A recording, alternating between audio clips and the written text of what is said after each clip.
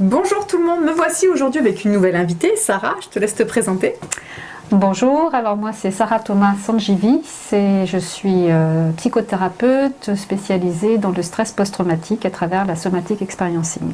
Alors justement, qu'est-ce que c'est la somatic experiencing? Alors la somatic experiencing, c'est une approche thérapeutique, pas forcément psychothérapeutique mais thérapeutique, qui travaille sur les stress post-traumatiques. Okay.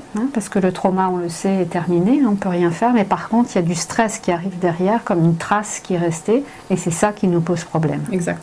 Voilà. Donc la somatic experiencing va travailler sur ces traces, et elle a été développée par Peter Levine, oui, que tu connais. Oui. Et donc Peter a développé cette approche thérapeutique en se posant la question de savoir qu'est-ce qui faisait que les animaux vivant dans la nature, dits animaux sauvages, n'avaient pas de traumatisme, de stress post-traumatique, alors qu'ils sont en danger permanent. Mais polytraumatisés à la base, normalement. Ils pourraient, mais ils ne le sont pas, et pourtant ils sont en danger de vie et de mort tous les jours de leur vie. Et il s'est posé la question de savoir qu'est-ce qui faisait que les êtres humains ou les animaux domestiques, ou les animaux de laboratoire, étaient eux avec des stress post-traumatiques. Et donc il a remarqué qu'en fait les animaux dits sauvages, enfin qui vivent libres dans la nature, ont des réponses par rapport au danger qui sont complètement adaptées. C'est-à-dire qu'une gazelle qui voit un lion lui foncer dessus, bien sûr qu'elle va courir. Bien sûr. Si une lionne avec des petits voit une autre lionne ou un lion arriver, elle va combattre. Exact. D'accord ? La réponse est adaptée. Si un opossum voit, je ne sais pas quel animal, un renard lui arriver dessus, il va se figer. Il va devenir raide mort, comme un raide mort, parce que les prédateurs n'aiment pas tout ce qui ne bouge pas. D'accord. Et donc c'est encore sa dernière carte qu'il peut jouer, parce qu'il peut ni fuir ni combattre, le petit opossum. Oui. Il y a plein de petites vidéos trop mignonnes à regarder sur internet. Et si le renard n'a pas trop faim, enfin je ne sais pas si c'est les renards qui mangent les opossums, mais enfin bon, c'est un exemple. Si le prédateur n'a pas trop faim, il va passer à côté de l'opossum, et l'opossum aura gagné, et ce sera... Donc on a trois réponses. On a la réponse de fuite, la réponse de combat et la réponse de figement qui peut nous permettre aussi de nous en sortir. Ces trois réponses sont adaptées aux situations. D'accord.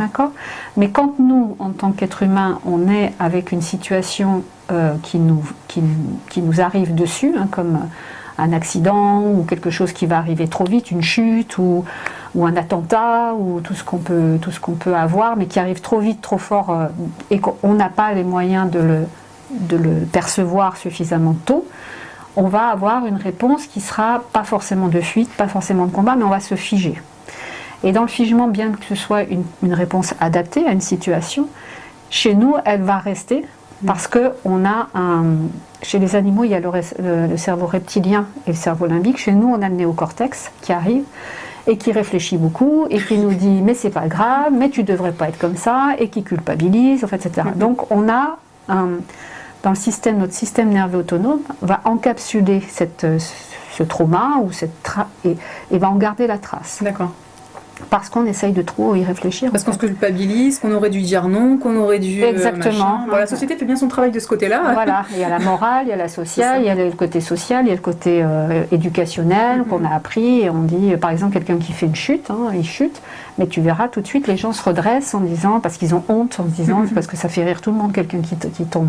C'est vrai que des fois, c'est drôle de voir quelqu'un tomber. Ça dépend de la chute, des fois on se dit... Non, enfin, je parle d'une petite chute. Oui, d'accord. Mais tout le monde regarde et du coup, on peut vivre de la honte. Et la honte, c'est pas quelque chose qu'un animal va vivre. Il ne connaît pas la honte. Mais nous, on connaît. Donc ça nous fige. On reste avec ça. Et donc tous les figements ne sont pas forcément sont en somatic experiencing, on va travailler là-dessus. Et c'est des traces qui vont rester au niveau du système nerveux autonome. Et comme son nom l'indique, le système nerveux il est autonome. Celui-ci, on ne peut rien faire. Il fait son boulot tout seul. D'accord. Et ça reste encapsulé à l'intérieur. Okay. Et nous, notre boulot en tant que thérapeute, ça va être de redonner à la personne la possibilité et la capacité qu'il a de manière innée à retrouver une réponse adaptée à la situation. Ok, très bien. Donc ce sera une réponse de fuite ou de combat, ce sera, voilà. Mais ça, on va le regarder en observant beaucoup la personne. Oui, justement, j'allais te dire comment ça se passe concrètement du coup. On va observer beaucoup les gestes de la personne. Une personne qui, par exemple, va parler, on va voir que sa main se ferme, par exemple, et on va dire, tiens, qu'est-ce qui se passe dans votre main quand elle a été agressée ? Et on va sentir qu'il y a une réponse de combat qui est dedans, qui n'a pas pu être à ce moment-là. Et on va redonner le contrôle à cette personne sur la scène, qu'on va revisiter tout doucement, très image par image, et la personne va pouvoir réadapter, réajuster son mouvement qui a été à un moment donné complètement figé à l'intérieur. D'accord. Donc l'idée, c'est de redonner du mouvement, redonner une réponse adaptée, renégocier, en fait on renégocie la scène avec la réponse adaptée qui va permettre à la personne de lâcher ce qui était encapsulé dans le système nerveux, de relâcher, d'avoir une décharge du système nerveux autonome et donc de pouvoir repartir dans sa vie de manière beaucoup plus sereine. Et donc tout ce qui est traumatisme ponctuel, ça peut passer très très vite. Du coup, en fait, ce que tu dis, c'est que la somatic experiencing permet, en retraversant le trauma, d'avoir l'attitude idéale que nous, on aurait aimé avoir, en tout cas que notre cerveau sommaire reptilien aurait aimé avoir, fuite ou combat. Et qu'il n'a pas pu. Et c'est ça, et que du coup, en retraversant ça et en refaisant peut-être le mouvement ou en le nommant ou le conscientisant, on redonne une autre information à notre cerveau qui reprend le. Et le cerveau reptilien prend la dernière information. Hein. Lui, il ne réfléchit pas. Hein. Il prend la dernière information qu'il a. D'accord. Et si cette réponse, c'est la réponse de combat ou de fuite, il va la prendre et du coup, il va se calmer.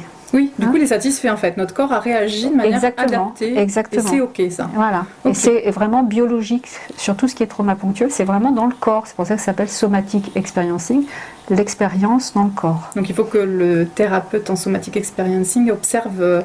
On observe les micro-mouvements et on fait juste une pause et on demande qu'est-ce qui se passe et on voit que la personne prend conscience tout doucement de ce qui est en train de se passer et du mouvement qui va. On peut faire accentuer le mouvement. En fait, en général, la personne se débrouille très bien toute seule parce que de toute façon, on est fait pour s'en sortir. Oui, c'est ça. Et ça, c'est génial parce qu'à partir du moment où on sait, le thérapeute, moi je ne suis jamais inquiète parce que je sais que la personne, de toute façon, trouvera.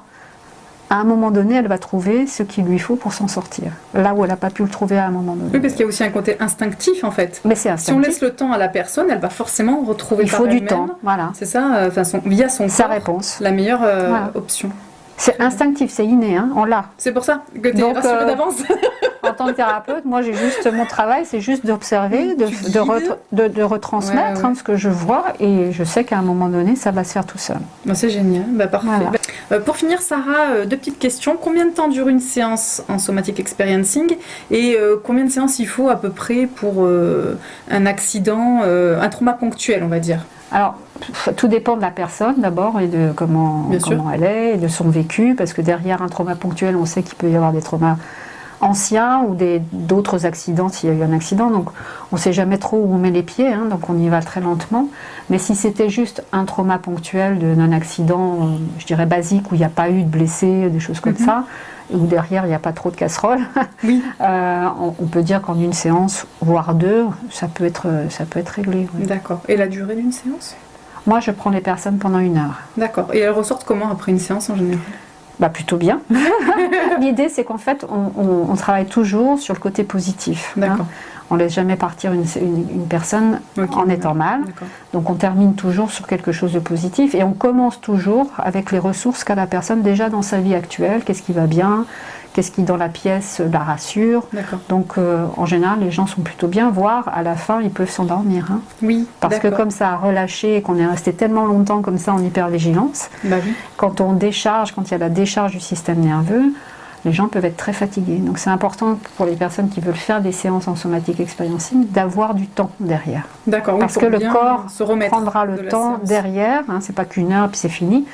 C'est que le corps il a besoin de prendre le temps. Et souvent quand on sort, on marche lentement. Tout se ralentit, ça s'infuse à l'intérieur du système biologique. Très bien. Merci beaucoup Sarah pour toutes ces réponses. Merci à toi. Merci à vous de nous avoir écoutés. On vous dit à bientôt. Au revoir.